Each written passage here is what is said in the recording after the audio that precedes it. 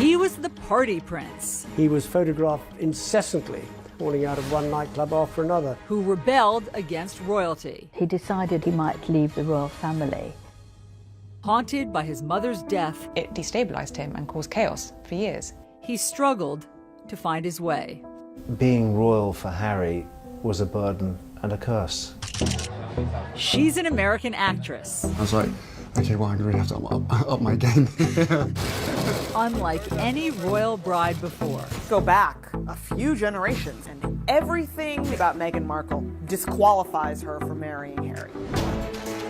A modern royal couple who will change history. The Queen made an exception and broke from royal protocol. Redefine royalty. Do you see any scenario by which Harry and Meghan overshadow Kate and William? It was my first thought. And modernize the monarchy. The world's view of the British monarchy is probably going to be determined more by Harry and Meghan than by William and Kate, certainly by Charles and Camilla. That's a very unusual situation. Tonight, a CNN special report, a royal match, Harry and Meghan. I'd never even heard about her until this friend said Meghan Markle. I was like, right, okay, give me a bit of background.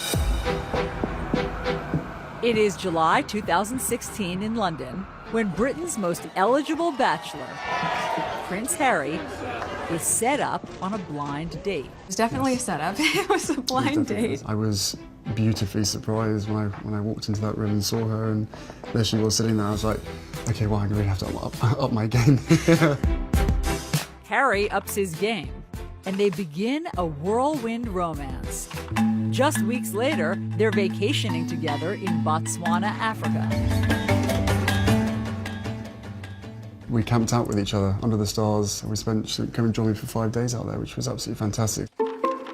In the months that follow, they date long distance, meeting up in London and Toronto, where Meghan, an actress, is filming her TV show Suits.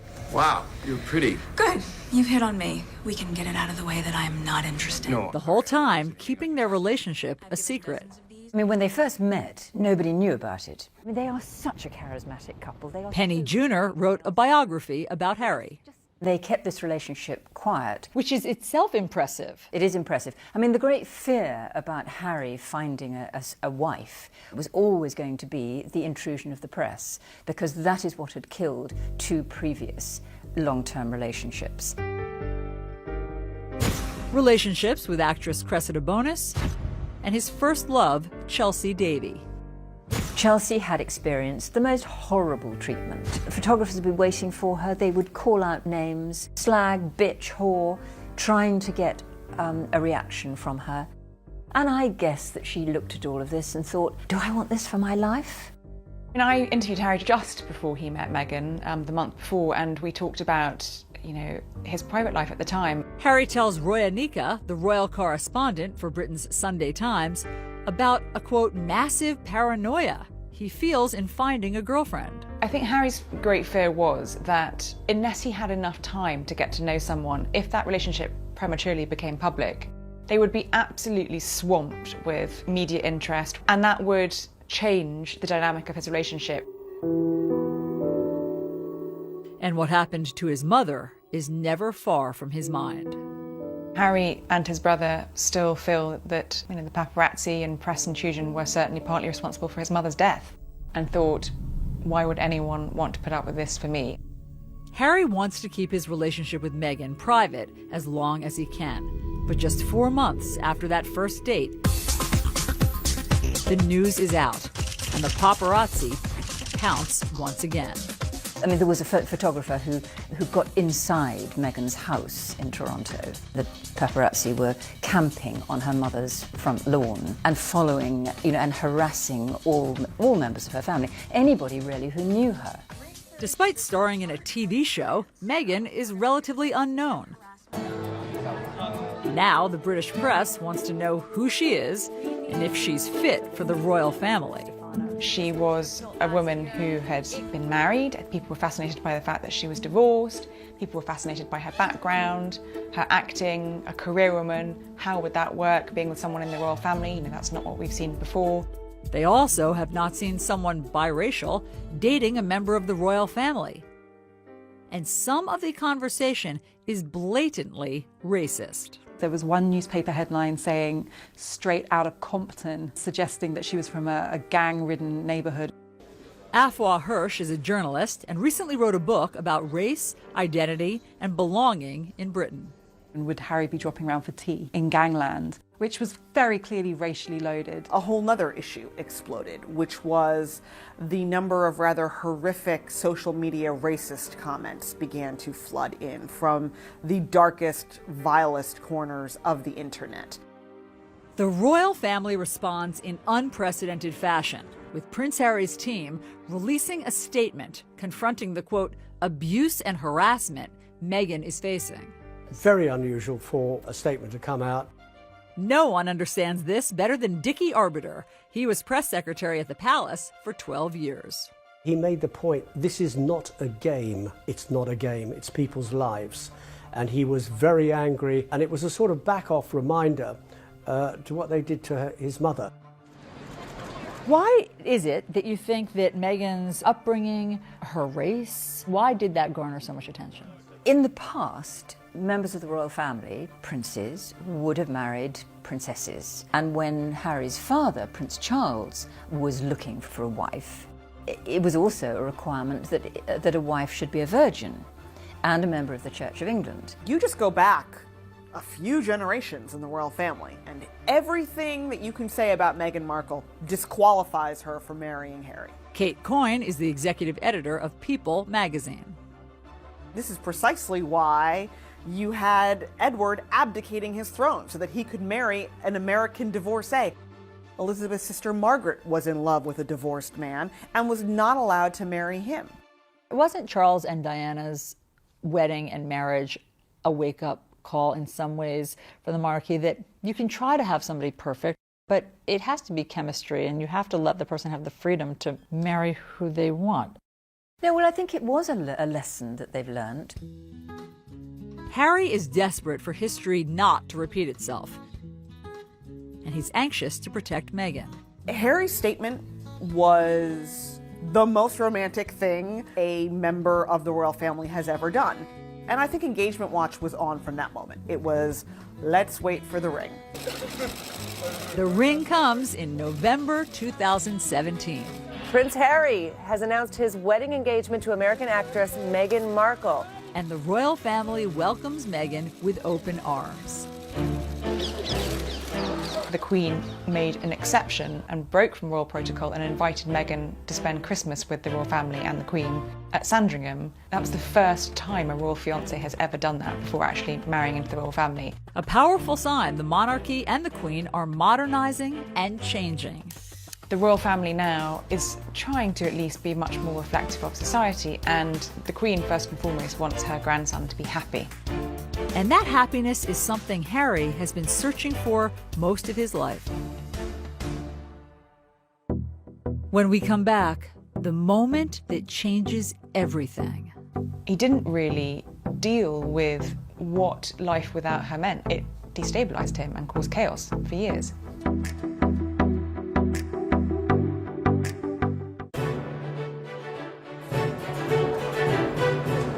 September 15th, 1984. Prince Henry Charles Albert David is born. Harry came into the world very different to his brother, who was heralded as the next in line to the throne of England. But Harry was the spare. Paul Burrell was Princess Diana's butler. So all through Harry's formative years, he always knew that he was second. He was always referred to as the spare, just always second best. And I think that had a profound effect on Harry. His childhood is also impacted by his parents' marital troubles. Harry grew up in a very tricky household. The prince and princess were never happy together, in a marriage that had failed before it even began. And I remember the times when Diana was shut away and quiet or crying, and the boys would write little messages. Please don't cry, Mummy. and they would put it under the door.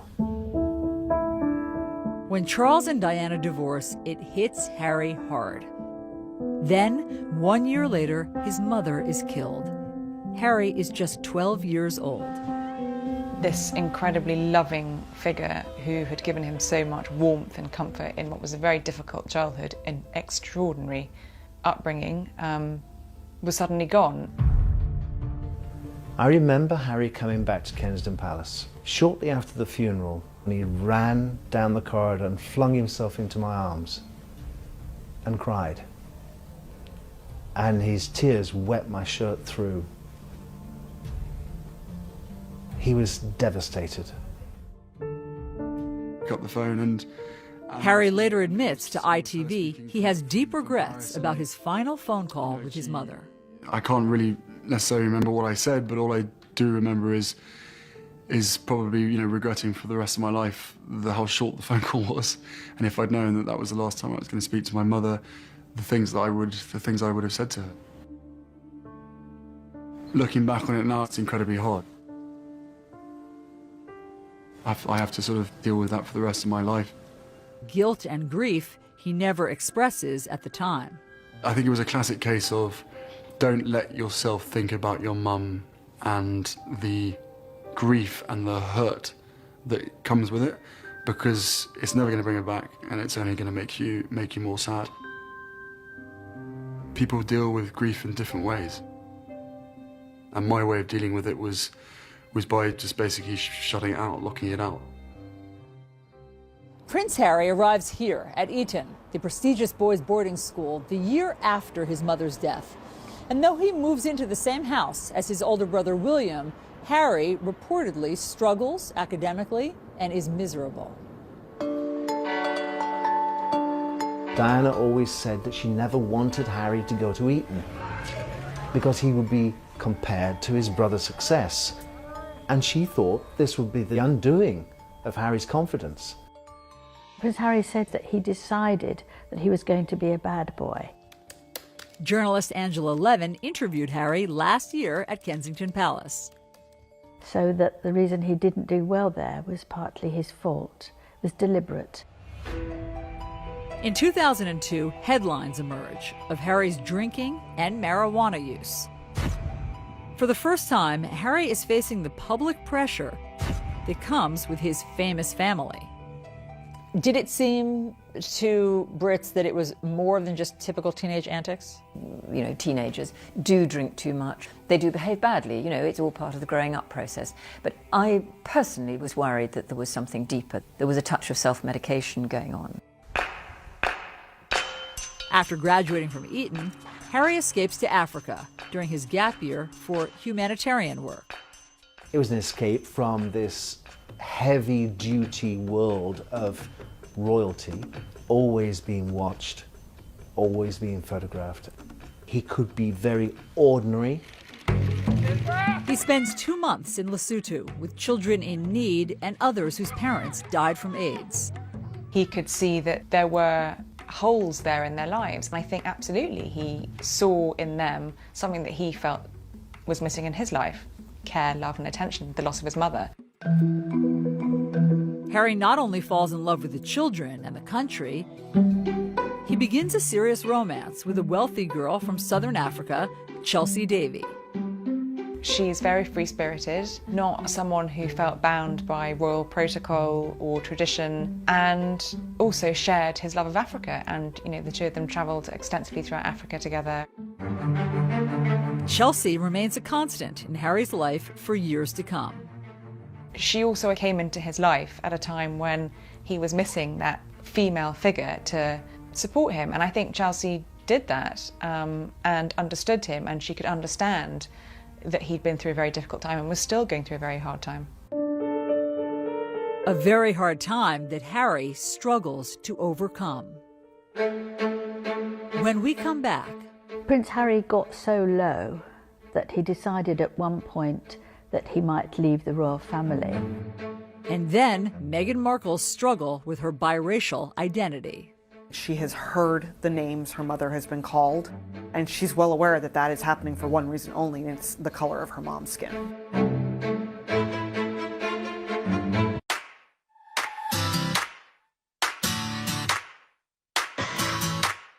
Meghan Markle grows up a world away from the pomp and circumstance of royal life.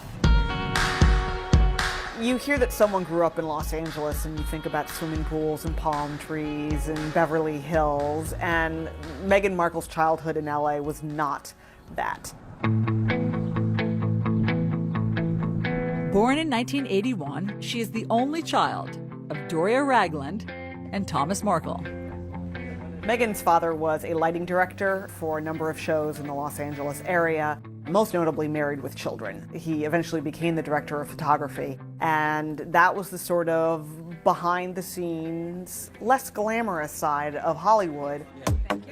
Meghan recounts spending time on the set with her father on The Late Late Show with Craig Ferguson. I grew up on the set of Married with Children every day after school for 10 years. I was there. Wow. I know. It's a very perverse place for a little girl who went to Catholic school, no less, to grow up. Action. Meghan certainly had every reason to be dazzled by TV, film, the whole on-camera experience from a very young age because she grew up around it. We all knew she wanted to be an actress. Christine Knutson is Meghan's former teacher. She was in the musicals, she was in the plays. She would sparkle when she got on stage, and I think it was just kind of in her blood. She loved it. Despite two loving parents, Meghan struggles with her biracial identity. I think she was kind of grappling a little bit with the sense of her identity and trying to understand who she was. Josh Duboff is a senior writer for Vanity Fair who has covered Meghan. Her father was white, her mother was black. She said when she would fill out forms, there wasn't always a bubble that fit her to fill in. She didn't want to circle the one that was implying that her mother, was more important than her father or vice versa. Meghan's parents go out of their way to make sure she does not feel different, but special. Her dad gave her a sort of Barbie doll family in which there was a black mom Barbie doll and a white dad Ken doll and then a baby Barbie doll in each color. But even that kind of points to how difficult it is to be Meghan at that age because the children were still either black or white. There was no biracial Barbie baby doll for Meghan. While the Markle household deals with race head-on, years of built-up racial tensions in the country explode right in Meghan's backyard. She was driving, I think, with her mom, and I think there was like debris, and she thought it was snowing, and then she realized it was actually the LA riots. Riots that erupt when 4 white police officers are acquitted in the beating of a black man, Rodney King. A moment Meghan says impacts her at a young age.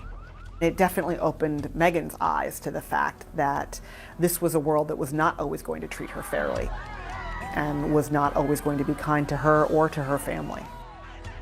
I was teaching here at the time, and I think it destroyed kind of that feeling that LA is this wonderful place to live and you have all these different kinds of people and we all get along, and then this just kind of smashed that. It's a grim reality for an 11-year-old to face, and one that would always be present. Meghan witnessed her mother experiencing racism. She has heard the names her mother has been called, and she's well aware that that is happening for one reason only, and it's the color of her mom's skin. Meghan's early experiences with discrimination are not isolated to race. While watching TV advertisements for a class project, one commercial stands out to her. Women are fighting greasy pots and pans. In the ad, they implied that the product was just for women who were going to be at home doing the cleaning. 11-year-old Meghan tells Nick News what she thinks. I don't think it's right for kids to grow up thinking these things, that just mom does everything. She was irate because she thought, my dad does dishes. It's not just women who do dishes. Why would it be women across America? And she wrote a letter. So I was wondering if you would be able to change your commercial to people all over America. And wouldn't you know it, it worked. The gloves are coming off. People are fighting greasy pots and pans with Ivory Clear. It had to have been such wonderful reinforcement for her at such a young age that she could make a difference, that she could take a stand and have her voice heard and not be dismissed. When we come back, Prince Harry and the burden of royalty. She really did love him, but being with Harry and the huge circus that came with it was overwhelming for her. She didn't want to be a princess. I don't think any sane person wants to be a princess.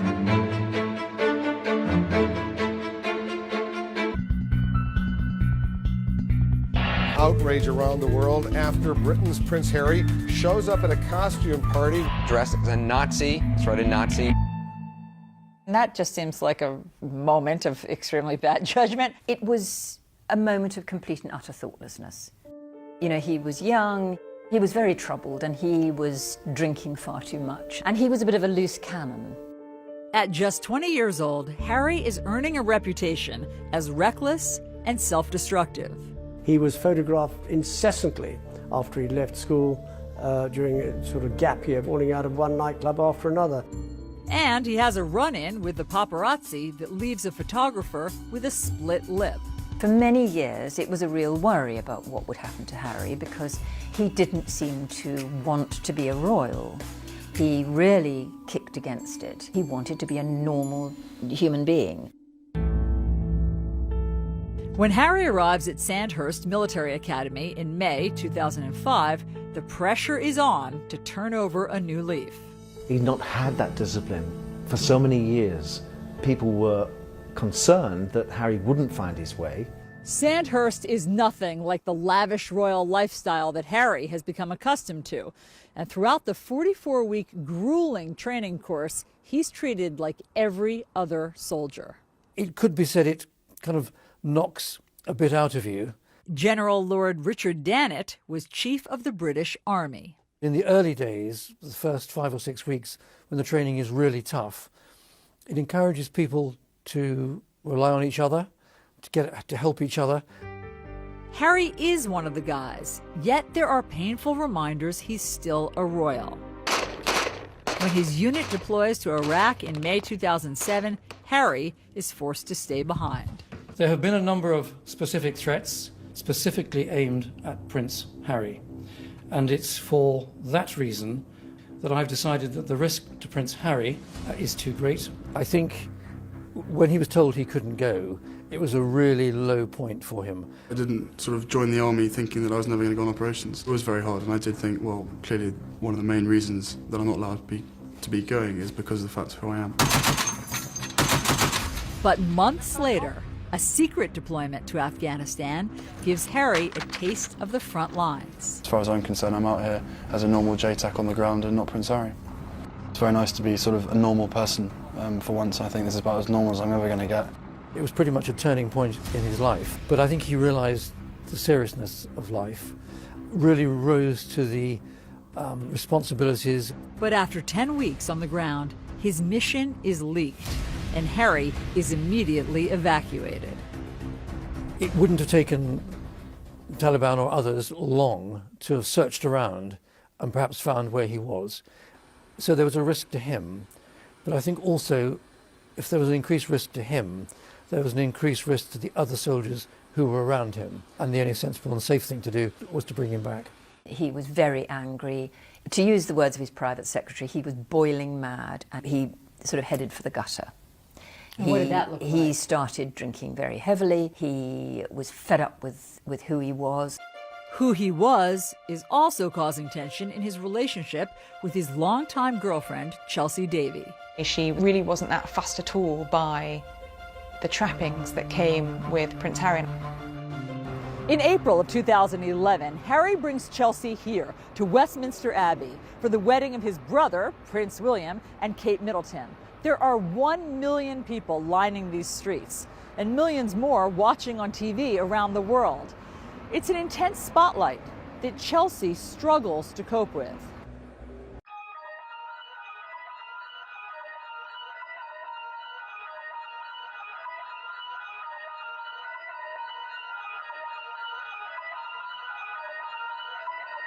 You reached the peak.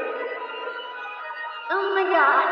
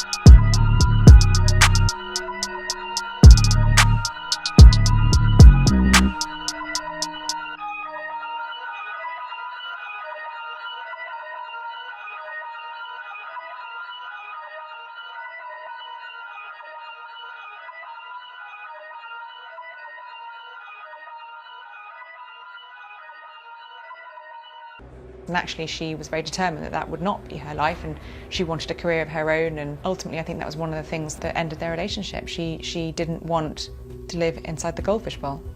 Harry does not either, and he is determined to return to the battlefield. When he came to see me, he sort of sat rather slumped in a chair and said, "The trouble is, I can't be like a normal young man." But that time in Afghanistan had given him 10 weeks to be a normal young man, and he desperately wanted to replicate that again. And he accepted, and his private secretary accepted, that probably the only way he could go back was within the anonymity of being inside a helicopter, and he'd therefore need to learn to fly a helicopter. After 2 years of training, Harry not only becomes an Apache pilot, he is the top gun on his weapons course. He got it on his own. It wasn't because he was a prince. He actually had to fight really hard for it. He was one of the very top Apache attack helicopter pilots. Harry returns to Afghanistan in September 2012. He did exceptionally well. Brigadier Neil Sexton was Harry's commander on the ground. You go out there with the anticipation of having to use the Apache's weapon systems and to bring them to bear without any collateral damage, and also to conduct yourself in a way that's safe in the most demanding of environments. I actually believe that his success on those Apache aircraft was the making of Harry. I think Harry, who had spent all his life being second best to his brother, being the spare, suddenly found something that he could do, and could do better than anybody else. And that gave him confidence that he had never ever had before. And it changed him, I think. When Harry leaves the army after 10 years of service, his future is uncertain. I don't think there are any career options for a royal prince. It's easy for William. He's heading towards the throne. I think being royal for Harry was a burden and a curse because he was only the spare. What was his job? What was his way forward? As Harry finds his way, another romance is on the rocks. This time with his girlfriend of 2 years, Cressida Bonus. She really did love him, but I think the situation of being with Harry and the huge circus that came with it was overwhelming for her. I think Cressida took one look at what life with Harry would have involved and just turned her back on it. You know, she didn't want to be a princess. I don't think any sane person wants to be a princess. Who would want to be a royal princess? It's a burden. When we come back, Harry opens up about his royal role. He's living this life that he's been born into. It's not his choice. He decided he might leave the royal family.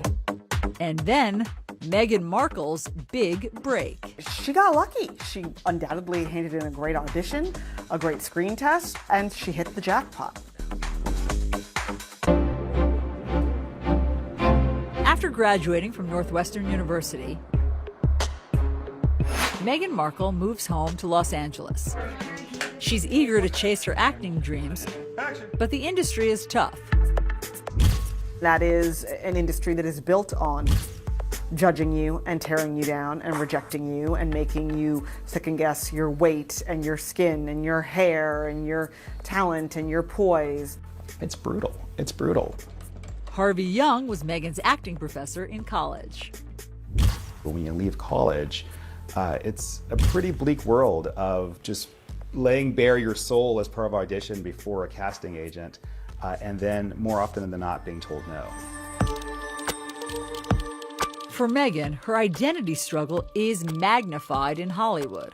What has she said about how her race impacted her getting jobs? Casting agents weren't always sure what to make of her. Is she going out for a Latina role? Is she somehow maybe Italian or even Middle Eastern? Or is she African American? Is she Caucasian? She undoubtedly felt like at times casting agents just threw up their hands and went, oh, never mind. Passed over for big roles, Meghan does get some small parts. Thank you. So what's going on here? What do you mean? What I mean is like you're way too cute to be just a FedEx girl. Maybe she'd have one scene or be there for one moment. I think she was on a bunch of TV shows, Fringe, Beverly Hills 90210. She was famously a deal or no deal girl. She had her little moment opening one of the briefcases. She has said that her 20s were brutal. Meghan struggled a lot. To become a successful actress, to be able to make a living, that's like winning a lottery ticket. I mean, the number of forces that have to combine to get you even the smallest scrap of success are so astronomical. Meghan auditions for 10 years. And then, at 29, she lands a significant role. The female lead on USA Network's legal drama, Suits. Is this all a joke to you? Because I take my job seriously. She got lucky. She undoubtedly handed in a great audition, a great screen test. She had excellent chemistry with her co-stars, and she hit the jackpot. Suits is an instant hit. Suits radically changed Meghan's life. First and foremost, she was now making more money than she had ever made before, ever. As the show achieves success, Meghan makes big changes in her life, including ending her 2-year marriage to Hollywood producer Trevor Engelson. When they met, she was still largely an aspiring actress. He was an aspiring producer. They were essentially at the same place in their careers. And then Suits really took off, and they weren't going in the same direction anymore. She was filming in Toronto. He was in Los Angeles. There were thousands and thousands of miles between them. Determined to use her position for good, Meghan spends her free time advocating for women. During a panel discussion, Meghan recounts how the success of the show emboldened her to stand up for herself. Every script seemed to begin with, Rachel enters wearing a towel. And I said, nope, not doing it. At a certain point, you feel empowered enough to just say no. She wanted to encourage other women to feel like they could speak up in the same way. And Meghan uses her fame to fight for women's equality across the world. As an ambassador for the nonprofit World Vision, Meghan travels to a remote village in Rwanda, where young girls walk hours every day to access clean water for their families. This is the water that she's going through all this work to get. But all that changes when the World Vision team builds a new well. These girls are able to stay in school because they aren't walking hours a day to go and get water, and this clean water source has changed the entire community. She has a sense that if she's been given a platform, if she has some influence, that there's a responsibility she has to use that for good. Laura Dewar is the Chief Marketing and Development Officer for World Vision.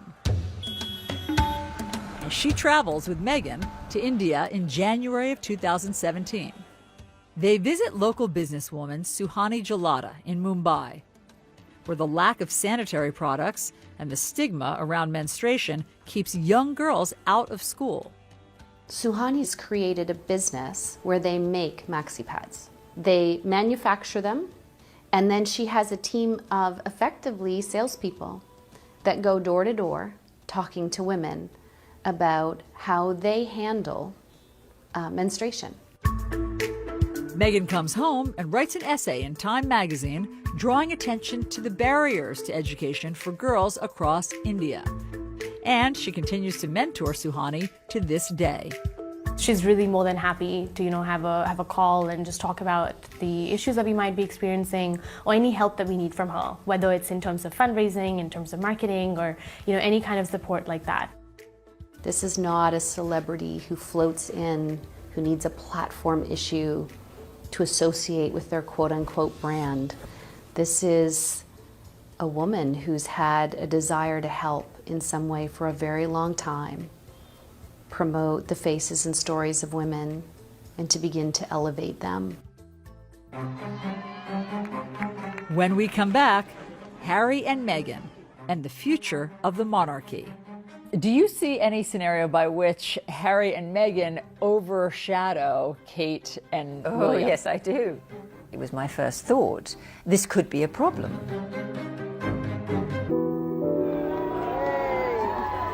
Summer 2017. It's been 20 years since Princess Diana's death, and Prince Harry is speaking about it for the first time in a documentary for the BBC.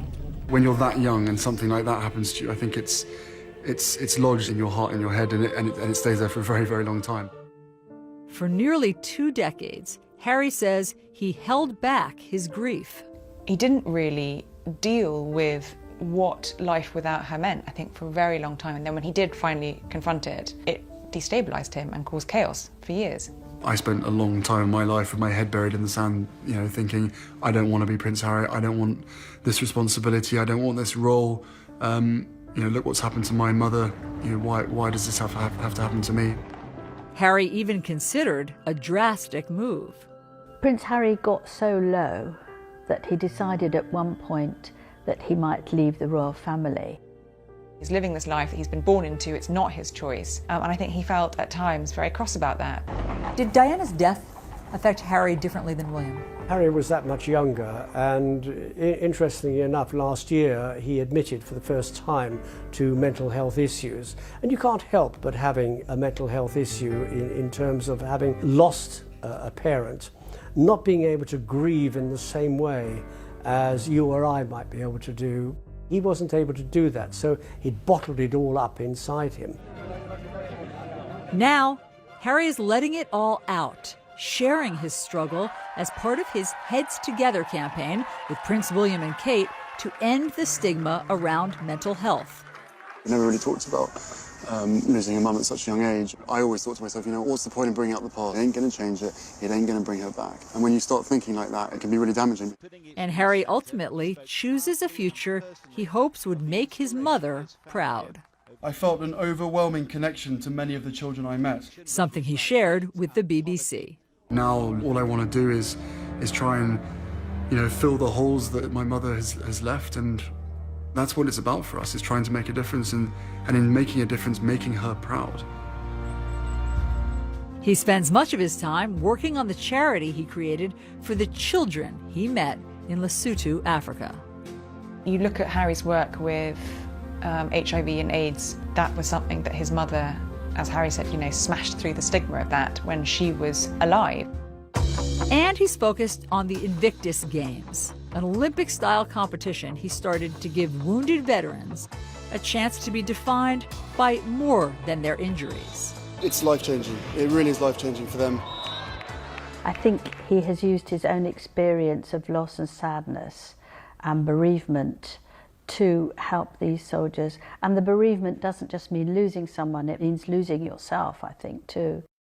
He's embraced who he is. It took him a long time to get there, but he now fully understands that being Prince Harry, he can make people's lives better by putting his name to things. He's making a difference. Through it all, Harry has endeared himself to the public, becoming one of the most popular members of the royal family. Harry is incredibly likable, and he is incredibly genuine. What you see is what you get. He is so natural with people, much more, I think he's the most natural member of the family. He throws out the rule book.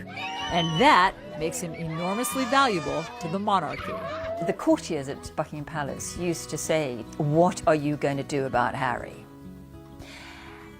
And now they're saying, "What are you going to do with Harry?" Because Harry is a magic bullet.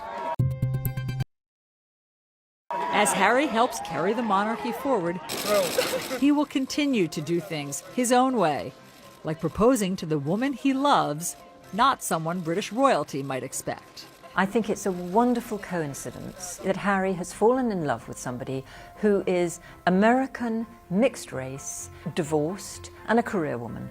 She is very representative of our society today, and I think that makes the monarchy much more user-friendly.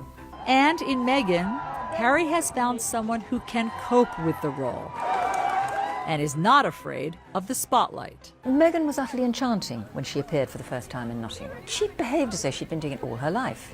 On Saturday, May 19th, Harry and Meghan will get married here on the grounds of Windsor Castle in St. George's Chapel. It will be a very traditional wedding for this very modern royal couple. Meghan and Harry love story is a terrific story. It has unlimited fairy tale appeal. I heard you were amazing in Chicago. She does what she feels comes naturally. And Harry is the most relaxed member of the royal family. Do you see any scenario by which Harry and Meghan overshadow Kate and Oh, William? yes, I do. I do. I mean, this is immediately was my first thought. You know, this could be a problem because Harry and Meghan are a very compelling couple. They're very charismatic and very relaxed and easy. The cameras will follow them. William and Kate there's a much more rigidity to them, as possibly there has to be because he is going to be king.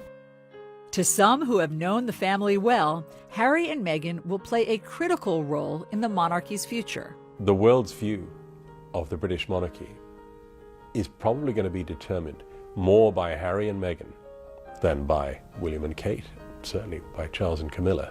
That's a very unusual situation. The royal family need Harry to bridge the gap between the people and the monarchy, because without that connection, the royal family wouldn't survive. As he has his whole life, Prince Harry will likely continue to be a star in the royal show. With his irresistible appeal, down-to-earth charm, and, like his mother, a natural ability to connect. With Meghan by his side, this modern royal couple are on course to redefine Britain's most famous family and change the monarchy forever.